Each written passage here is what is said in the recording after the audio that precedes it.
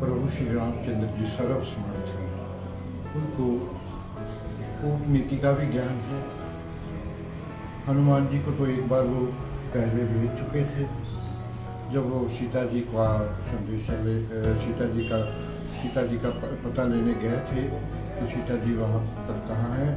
उन्होंने वहाँ जाकर बहुत सारे राक्षसों को मारा, रावण के पुत्र अक्षय कुमार को मारा और रावण को सीख भी दी कि तुम सीता माता को छोड़ दो और जो है ना आप राम को वापस कर दो सीता।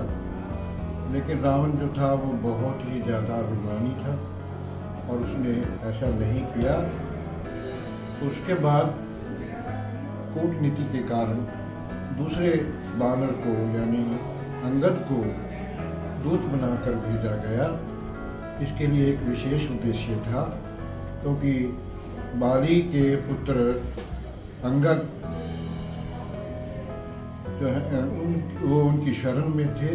बाली ने अंगद का हाथ पकड़कर रामचंद्र जी को कहा कि आप इसे शरण में ले लीजिए।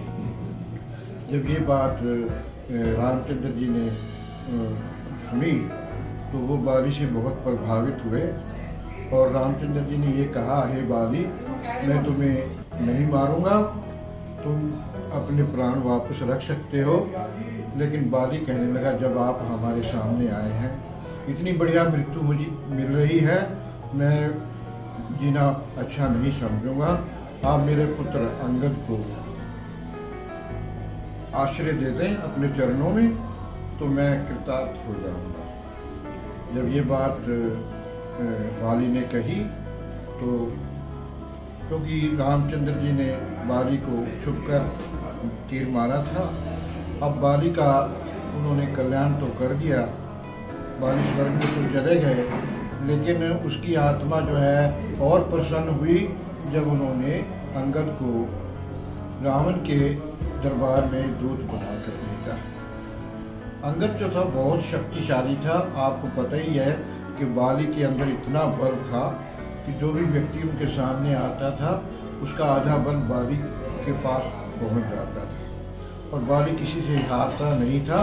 श्री रामचंद्र जी ही थे जो उनको मार सकते थे और किसी से मरने वाले भी नहीं थे वो। तो इतनी बात जो है, इसी प्रकार से बाली का पुत्र अंगद भी बहुत शक्तिशाली था।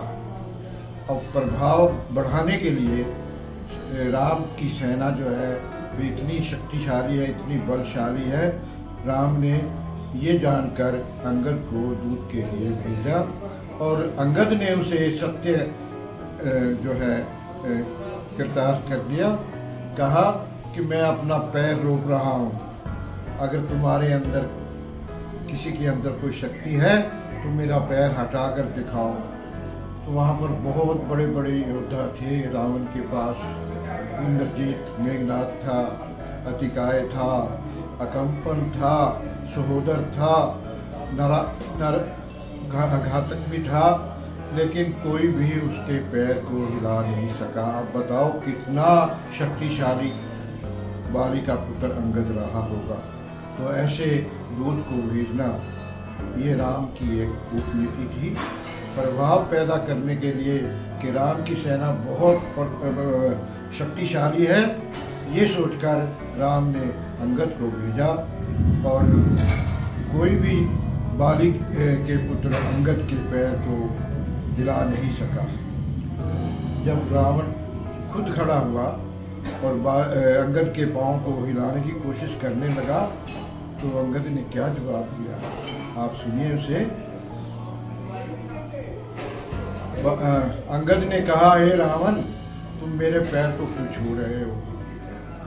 अगर पैर छूने हैं तो श्री रामचंद्र की छुओ, उनकी शरण में चले जाओ, वो तुम्हें जो है सब पापों से रहित कर देंगे और तुम्हें उस धाम में ले जाएंगे जहाँ से दोबारा जन्म नहीं होता है।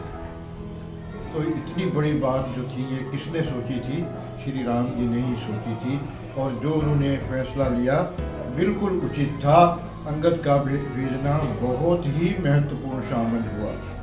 तो सारी लंका में भगदड़ मच गई भी पहले एक दूत आया था हनुमान, उसने सारी लंका को उजाड़ दिया, उसने सारे लंका में आग लगाई और जो राक्षसियों के गर्भ थे वो गिरने लग गए थे हनुमान को देखकर। लेकिन ये दूसरा जो वानर आया है जिसका नाम अंगद है, वो उससे भी अधिक शक्तिशाली है और अब हमें कौन बचाएगा। सारे राक्षस उस बात से भयभीत हो गए थे और सब ने सोचा कि अब रावण जो है अधिक समय तक जीवित नहीं रहेगा अगर वो सीता को वापस नहीं करेगा।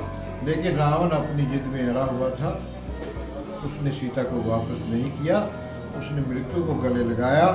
वो चाहता था कि मेरा सारा परिवार श्री राम के द्वारा मृत्यु को प्राप्त हो ताकि सबका कल्याण हो जाए। राम के हाथ से मृत्यु होना भी बड़ा भाग्यशाली कदम है और इसको प्राप्त करने के लिए रावण ने ऐसा कदम उठाया कि मेरे सारे परिवार के सदस्य इस तरह से मर जाएंगे। उनके 1 लाख पुत्र थे और 1.25 लाख नाती थी रावण की, और सारे के सारे रामचंद्र की सेना के द्वारा मारे गए। वैसे तो राम की सेना के भी लोग मरे थे, पर जब इंद्र देवता वहां पर पहुंचे तो उन्होंने श्री रामचंद्र जी ने इंद्र को कहा कि आपके पास अमृत है और आप इनको जीवित कर दें। तो इंद्र देवता ने सभी के ऊपर जल छिड़का, अमृत छिड़का, और अमृत छिड़कने के बाद जो राम की सेना के योद्धा थे वो सब जीवित हो गए। लेकिन राक्षस जो थे उनमें कोई भी जीवित नहीं रहा, क्योंकि वो तो राम के द्वारा मरना ही चाहते थे।